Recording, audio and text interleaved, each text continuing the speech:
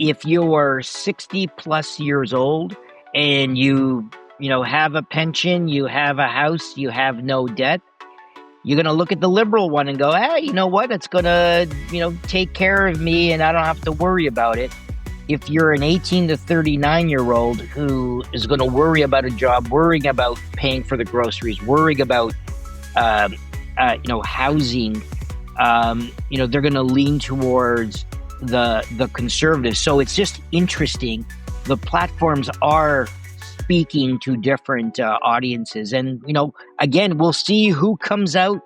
And I think right now the liberal vote is more efficient. That translates into ridings. So I think the key is going to be that 18 to 39. If it's actually them coming out in record numbers, I think this will swing this to a conservative minority.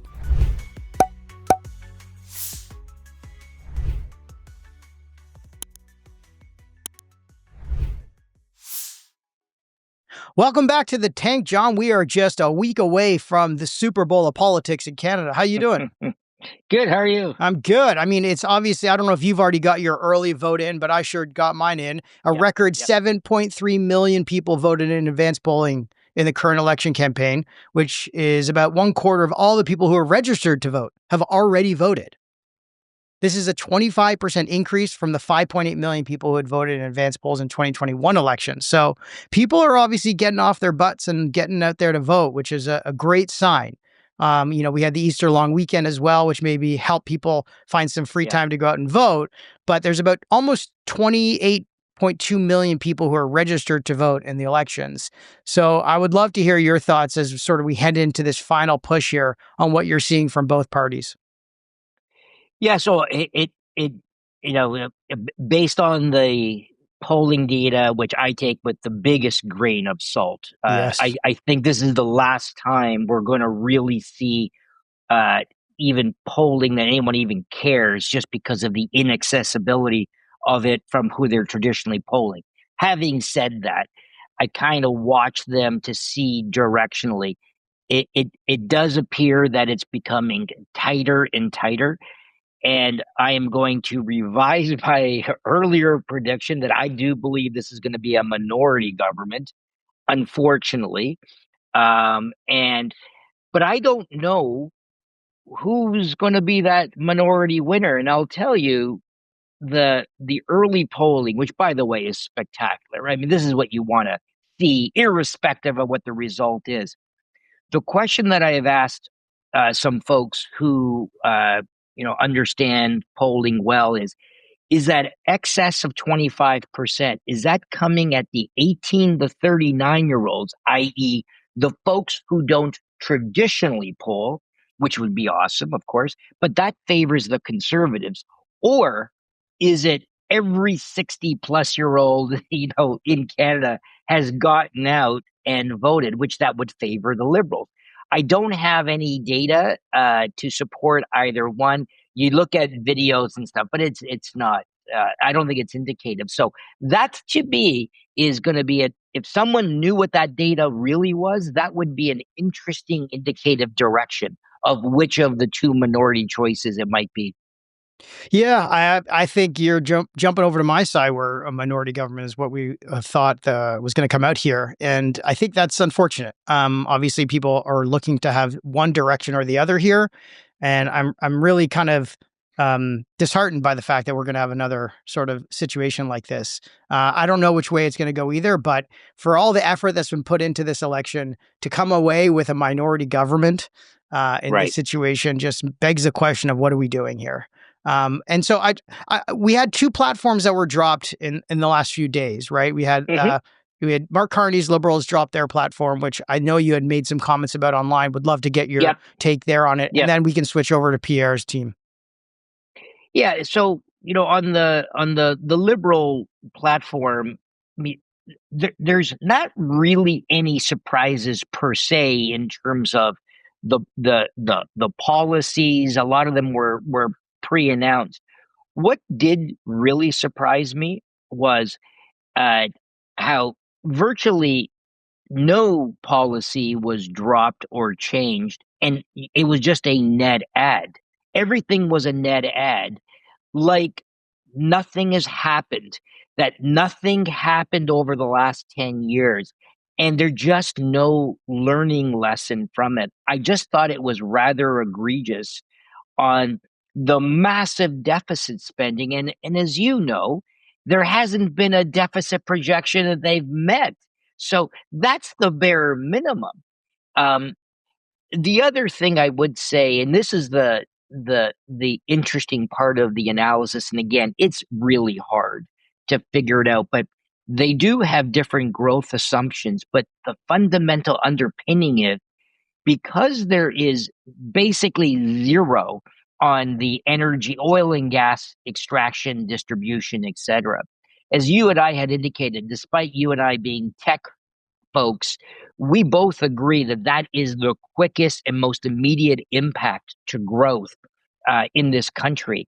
And yet the liberals dismissed it, and where the conservatives are embracing it. That difference of that policy alone, in my view, is what's accounting for massive differences in growth assumptions. And I was so perplexed that there was zero on that on the Liberal campaign. Well, that's the question I was going to ask you, John, because we all kind of hear these deficits and percentage of GDP, right? Debt to GDP Yeah. ratios. But what is the GDP they're using? What's the assumptions that they're using for where that growth is? Because right now it doesn't look like we have much growth for the next few years ahead. Well, and doesn't it shoot down this, this, it's bullshit accounting. I don't care what anybody says. The separation of operating versus capital. Do you see what the capital definitions are? This is the same thing I was telling you. But the average person doesn't actually look at that stuff. Unfortunately, they look at the leader. And people are saying, people agree with the platform of the conservatives a lot. They just don't agree with the person they have saying. The comment I kept on getting was conservatives, right platform, wrong leader is exactly what I've been hearing. But I think even to a lot of my friends who were, I'd say, blue liberals, red Tories that kind of flipped to liberal after seeing the release of that platform, I think they were too stunned that they were convinced that the liberals would move to a centrist policy. That platform was anything but a centrist policy. So I feel that they're flipping right back, the ones that were kind of floating in that middle. It's like nothing actually, is changing at all. So just to give our listeners some bullet points on what platform had included was a middle-class tax relief, propose a 1% income tax cut for the lowest tax bracket, costing nearly $22 billion by 2028, 2029, spending discipline, reducing government spending growth from 9% to 2% annually, targeting a balanced operating budget within 3 years. Not sure how they got that. And then the deficit, projecting a deficit of $62.3 billion in 25-26, decreasing to 1.35% of GDP by 2028-29. And obviously carbon tax reform, a lot of focus on housing. That was, I think, probably the biggest thing, planning to double residential construction to 500,000 homes. I still don't understand how people are believing what they're saying, though, because they've been saying this for the last 9 years. And we haven't seen anything to prove of it. So what's different now, I guess, is now they're going to get into the business of building homes, which is going to make it much more efficient, right? And governments could always do things like that way better than the private sector. Well, they're motivated by the bottom line, of course. First-time home buyer support, renters credits, things like that. And then they're focusing on energy and infrastructure.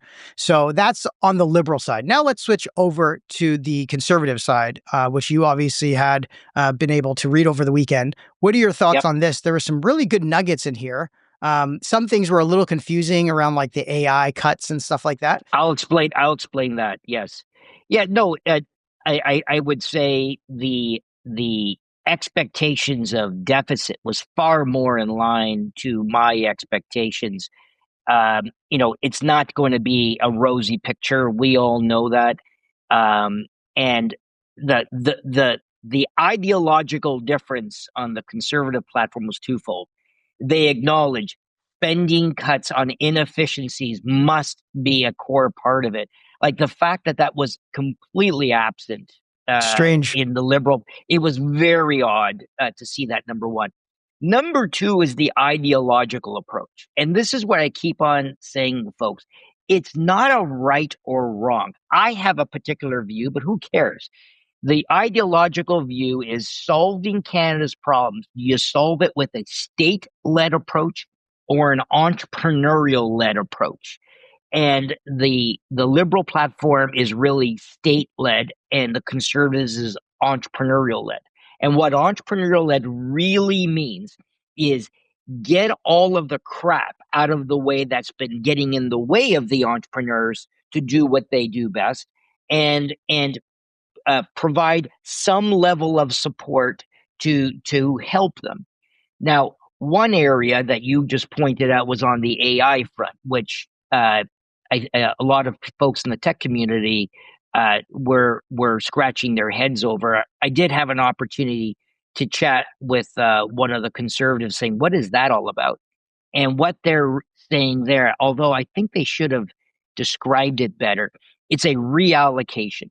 So what they're basically saying is the liberal announcement of the $2 billion of AI spend, which, by the way, we were supportive of it generally, but when you looked at the spending envelopes, we sort of scratched our heads.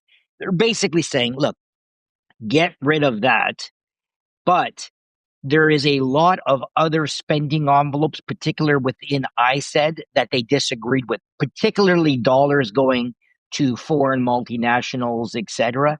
And they're going to use that envelope to make the requisite investments in AI. Yeah, it sounds like they're looking for real ROI on the investments that they're making, and they're just not getting them.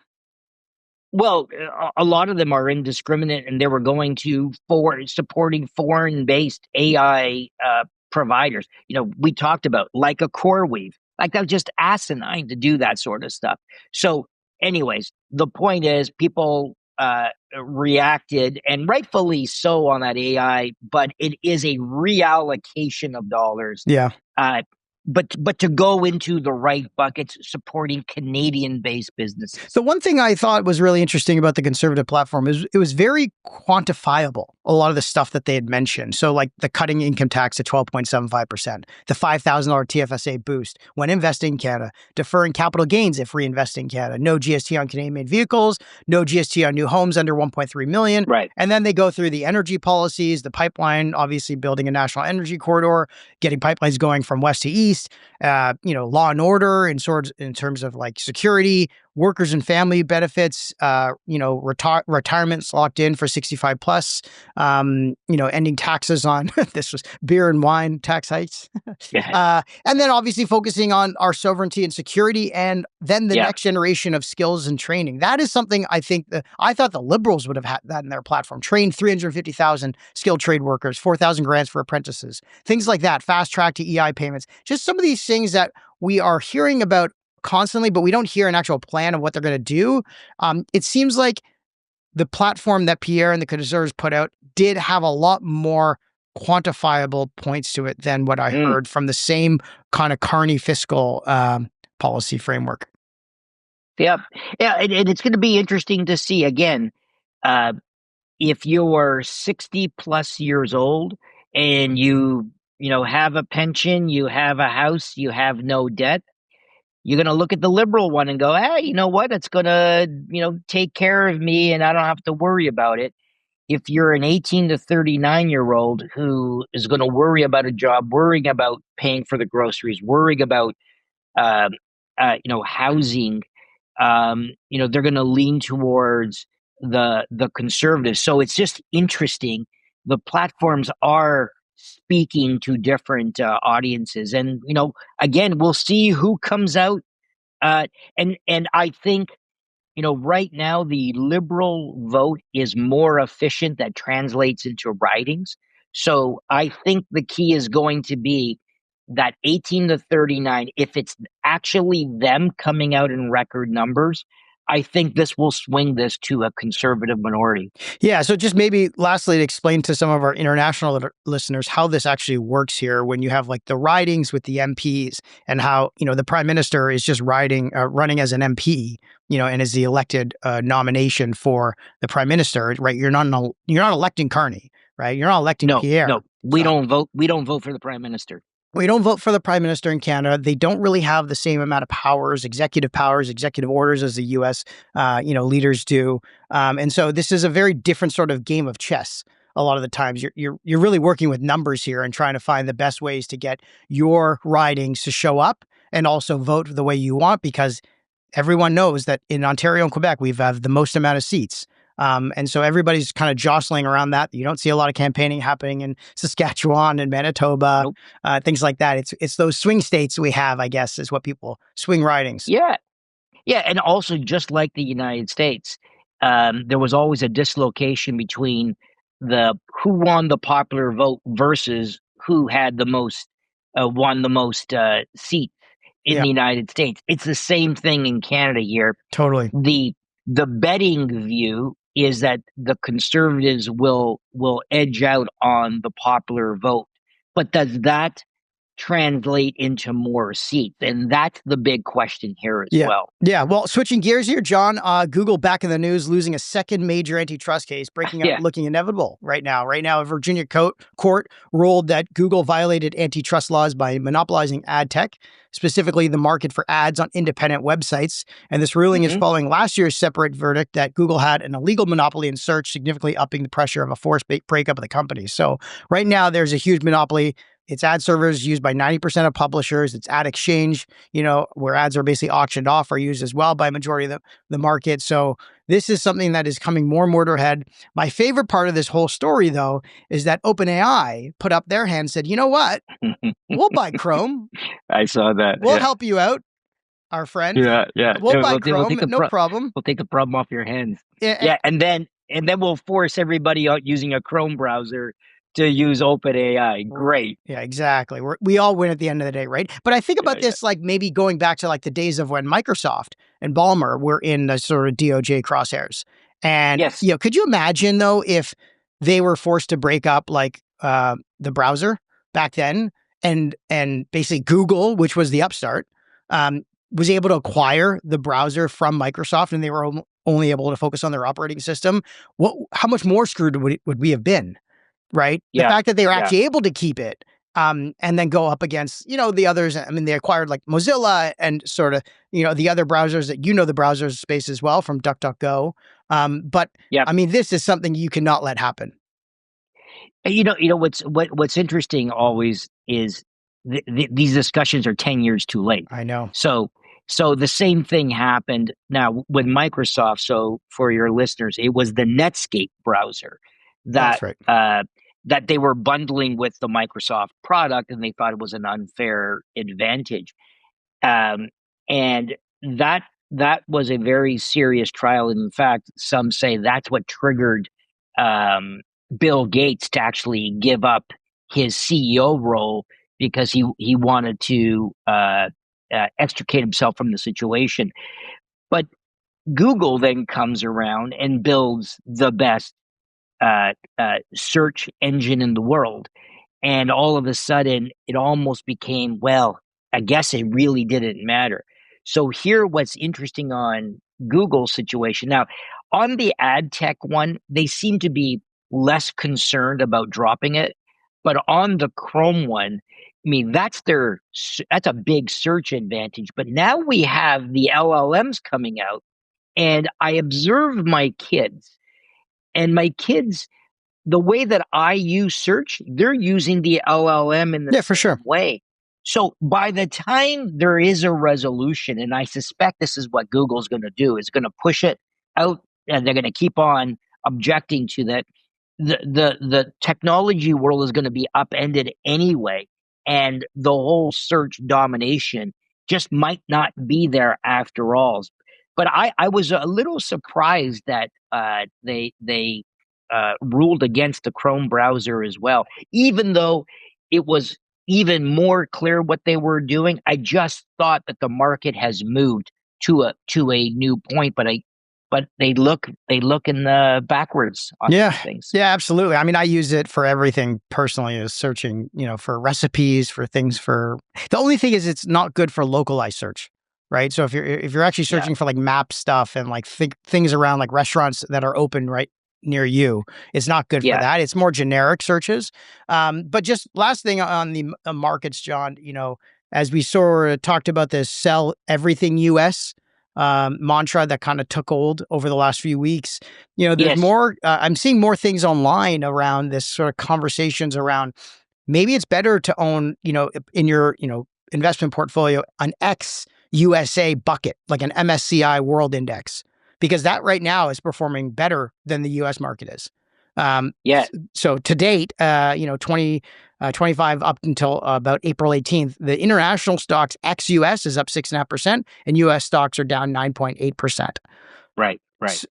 Or are is this going to be the push for Bitcoin, um, and and gold for that matter? Because the challenge really is, if you're going to run away from the United States, where do you really go from a currency perspective, right?